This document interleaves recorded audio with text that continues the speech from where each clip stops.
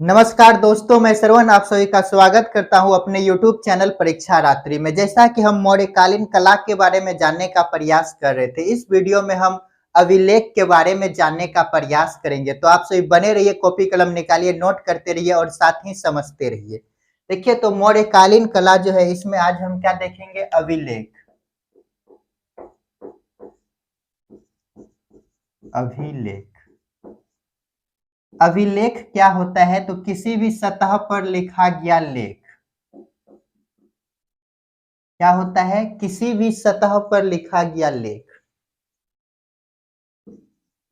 किसी भी सतह पर लिखा गया लेख क्या कहलाता है? अभिलेख। सतह कैसा? तो पत्थर। किसी भी सतह पर लिखा गया लेख अभिलेख कहलाता है। मान लेते हैं ये ऐसा एक क्या है? पत्थर का टुकड़ा है और इस पर लेख लिखा गया है, तो ये क्या कहलाएगा? अभिलेख कहलाएगा। ये जो अभिलेख है, इसकी खोज यदि देखें कब हुआ? खोज 1750 1750 एडी में। किसने किया? तो टिफेनथेलर ने।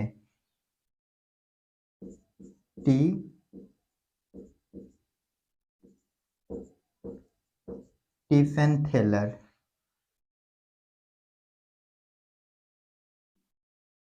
और ये जो खोजा गया, कौन सा जो है कि स्तंभ लेख खोजा गया? तो दिल्ली मेरठ स्तंभ लेख खोजा गया।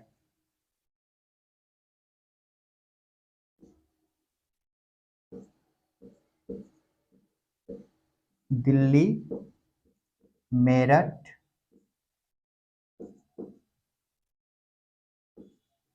स्तंभ लेख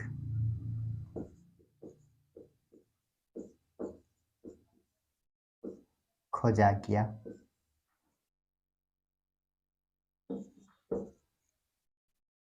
और यदि देखें इसे पढ़ा कब गया? ये जो अभिलेख है, इसको पढ़ा कब गया? तो देखिए, पढ़ा 1837 में एडी। कौन पढ़ा? तो जेम्स प्रिंसेस।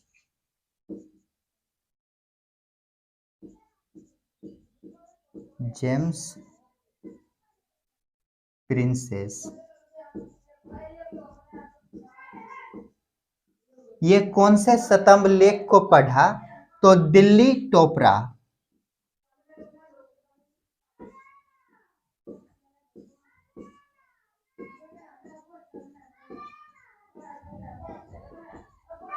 स्तंभ लेख।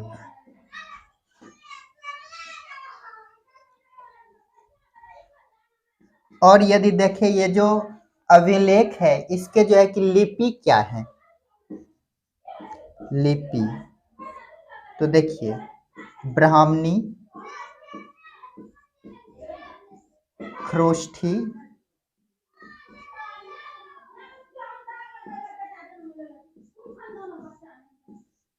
ग्रीक,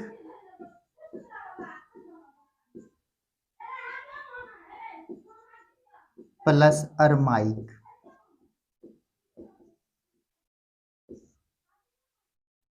और यदि देखें ये जो अभिलेख है, इसकी भाषा क्या है? तो भाषा प्राकृत है।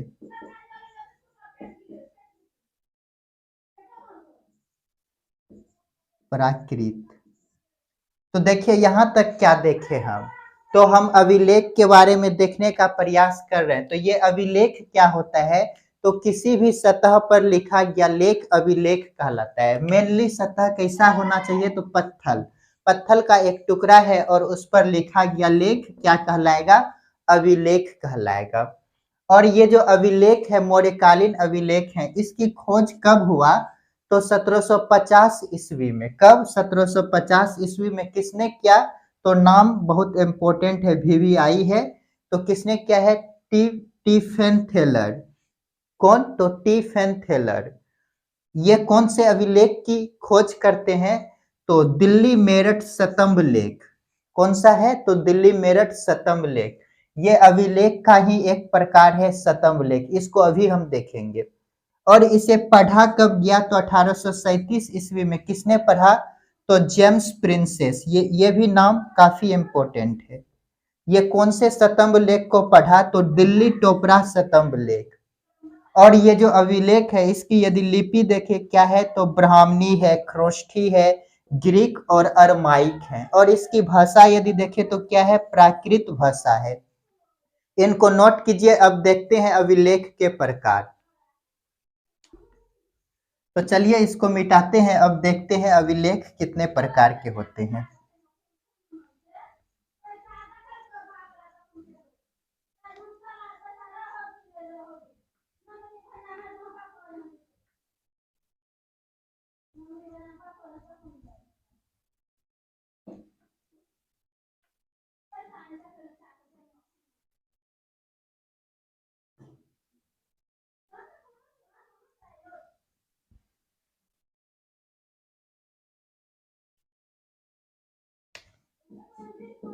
अभिलेख।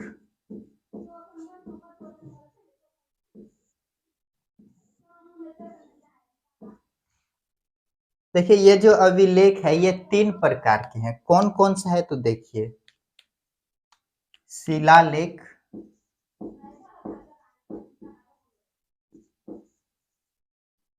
शतम्भ लेख,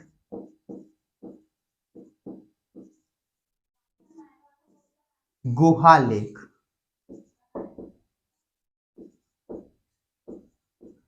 गुहाभिलेख।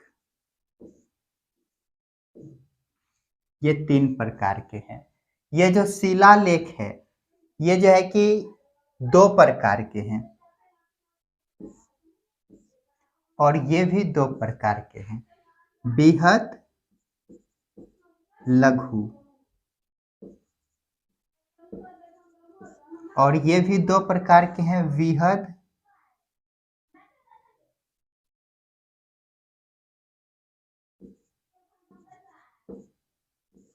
और लघु। देखिए ये शिलालेख क्या होता है? तो किसी भी पत्थर के टुकड़े पर लिखा गया लेख। पहले इससे पहले देखते हैं ये जो बृहद शिलालेख है इसकी संख्या कितने हैं? संख्या 14 है। और ये जो बृहद शिलालेख है इसमें लाइन भी 14 है। लाइन कितना है? 14। और ये कितने स्थान से प्राप्त हुए हैं? तो 8 स्थान से।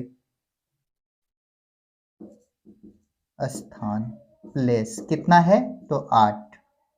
और ये जो वृहद शिलालेख है, शतम्भ लेख, ये जो है कि इसकी यदि देखें संख्या संख्या 7 है। और इसमें लाइन यदि देखें तो कितना है? लाइन भी 7 है। और स्थान यदि देखें तो ये 6 स्थान से प्राप्त हुआ है। कितने स्थान है? तो 6 स्थान। और ये जो लघु है ये 5 स्थान से प्राप्त हुए हैं।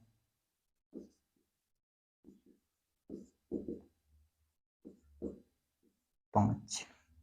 तो ये जो वृहद शिलालेख कैसा है? तो देखिए यहाँ पर ऐसा करके वृहद शिलालेख है। पत्थर का एक टुकड़ा है जो कि त्रिभुजाकार है और इसमें जो है कि 14 लाइन में ऐसे करके लिखा गया लेख है।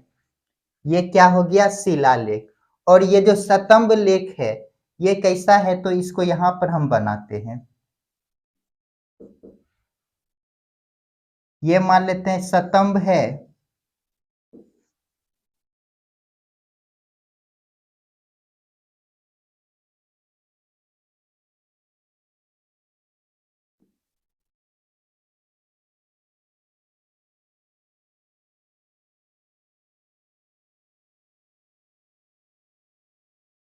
यहाँ पर जो है कि कमल का फिगर बना हुआ है, उल्टा कमल ऐसे करके। और यहाँ पर जो है कि पशु की आकृति है। क्या है? पशु की आकृति।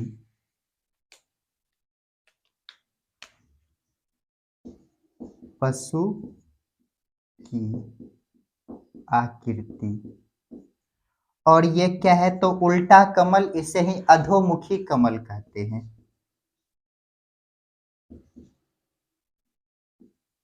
अधोमुखी कमल। और ये जो देखते हैं स्तंभ, ये कैसा है, सीधा है, इसे लठ कहा जाता है। लठ।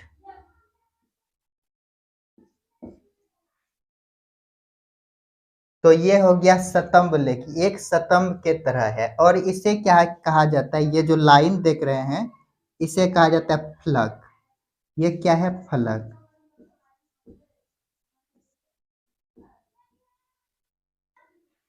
और यदि ये गुहा लेख की यदि बात करें, ये जो गुहा लेख है ये घर के आगे लिखा गया लेख। मान लेते हैं ये एक घर का दरवाजा है और यहाँ पर जो है कि एक लेख लिखा गया, इस जगह पर क्या है, लेख लिखा गया। तो ये क्या हो गया, तो ये हो गया गुहा लेख। तो देखिए अभी तक हम क्या देखे, अभिलेख के प्रकार देखे, शिलालेख। शिलालेख दो प्रकार का, विहत और लघु। और ये जो विहत है इसकी संख्या 14, इसमें 14 लाइन है और 8 स्थान से प्राप्त हुए। ये किस किस स्थान से प्राप्त हुआ, ये काफी इंपॉर्टेंट है। और विहत, और ये यदि स्तंभ की बात करें तो ये भी दो प्रकार का, विहत और लघु। और ये जो विहत है इसकी संख्या 7 है, इसमें लाइन भी 7 और स्थान 6 है। और ये जो लघु स्तंभ लेख है ये 5 स्थान से प्राप्त हुए हैं। और हम देखें शिलालेख, पत्थर के त्रिभुजाकार टुकड़े पर लिखा गया लेख। और ये स्तंभ लेख क्या है, तो एक जो है कि स्तंभ के जैसे जो है कि स्तंभ के जैसे पत्थर पर लिखा गया लेख क्या कहलाता है, तो स्तंभ लेख। गुहा लेख क्या है, तो घर के जैसा आगे में जो है कि पत्थर का पहले जो है कि बना हुआ था और उसके आगे लिखा गया लेख यहाँ पर क्या कहलाया, गुहा लेख। इनको नोट कीजिए और बारी बारी से देखते हैं ये किस किस स्थान से प्राप्त हुआ है। तो चलिए इसको मिटाते हैं। अब देखते हैं वृहत शिलालेख ये कितने 8 स्थान से जो प्राप्त हुआ है, ये कौन कौन सा है।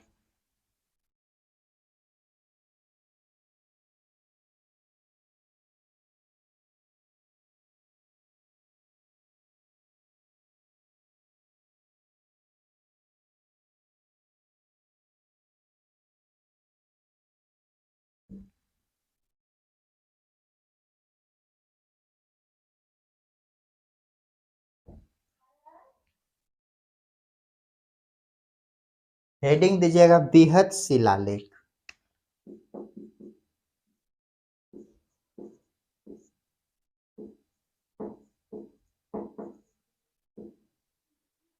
शिलालेख कितने स्थान से प्राप्त हुआ है, तो 8 स्थान। स्थान कितने हैं, 8।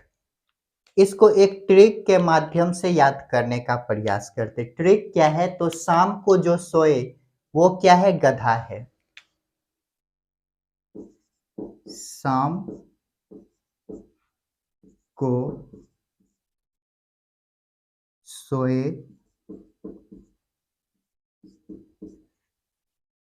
जो गधा है। देखिए सो से क्या हो गया, सहवाजगढ़ी मानसेरा, सहवाजगढ़ी।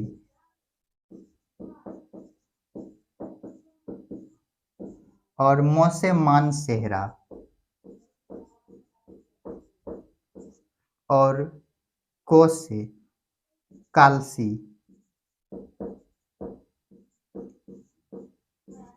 सो से सोपारा।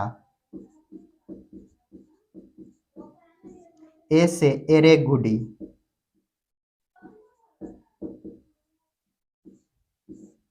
जो से जोगर।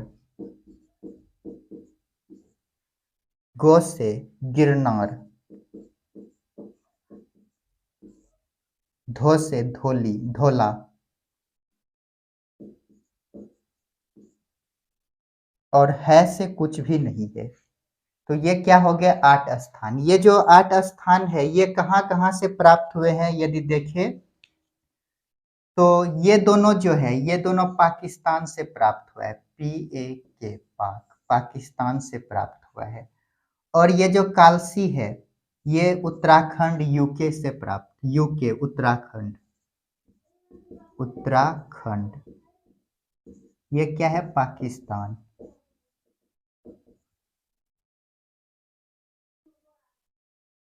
और ये है महाराष्ट्र।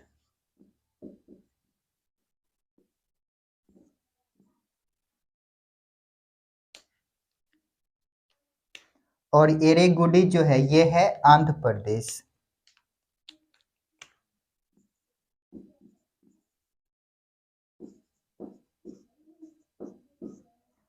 और जोगर जो है उड़ीसा। और गिरनार गुजरात। और ये जो धौली है ये है उड़ीसा।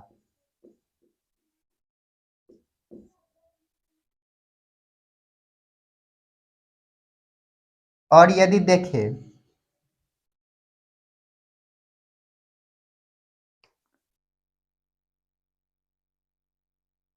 और ये जो लिपि है इसका यदि देखें तो ये खरोष्ठी लिपि है।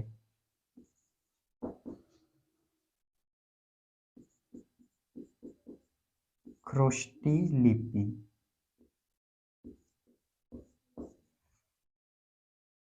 और ये जो आंध्र प्रदेश का है ये है ब्रुस्टोफेदस।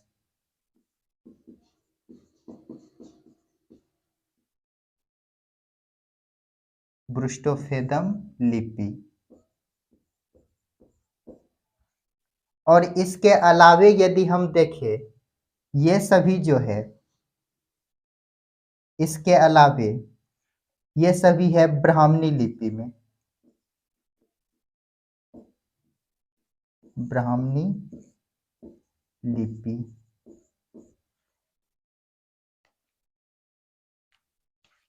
ये सिर्फ याद रखिएगा ये क्या है ब्रुस्टोफेदम। तो देखिए क्या क्या देखे हम।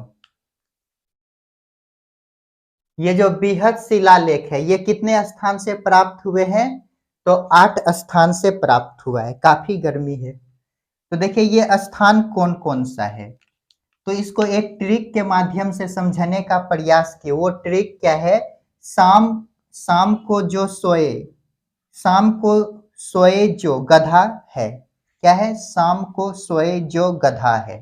तो सो से क्या हो गया शहबाज गढ़ी, और मो से मानसेहरा, को से कालसी, सो से सोपारा, ए से एरेगुडी, जो से जोगर, गो से गिरनार, और धा से धोला। और यदि देखें इसका स्थान कहाँ से प्राप्त हुआ है, तो शहबाजगढ़ी मानसेहरा पाकिस्तान से प्राप्त हुआ है। इसका लिपि क्या है, तो खरोष्ठी लिपि है। और ये जो कालसी है ये उत्तराखंड से प्राप्त हुए हैं। सोपारा ये महाराष्ट्र से, एरेगुडी आंध्र प्रदेश से, जोगर उड़ीसा से, और गिरनार गुजरात से, धौला उड़ीसा से। और ये जो आंध्र प्रदेश का है एक आंध्र प्रदेश एरेगुडी, तो इसका लिपि क्या है, तो इसका लिपि है ब्रुस्टोफेदम। क्या है ब्रुस्टोफेदम। उसके अलावा ये जो उत्तराखंड महाराष्ट्र उड़ीसा गुजरात उड़ीसा से प्राप्त हुआ है इसकी लिपि क्या है, तो ब्राह्मणी लिपि है। इनको जल्दी से नोट कीजिए।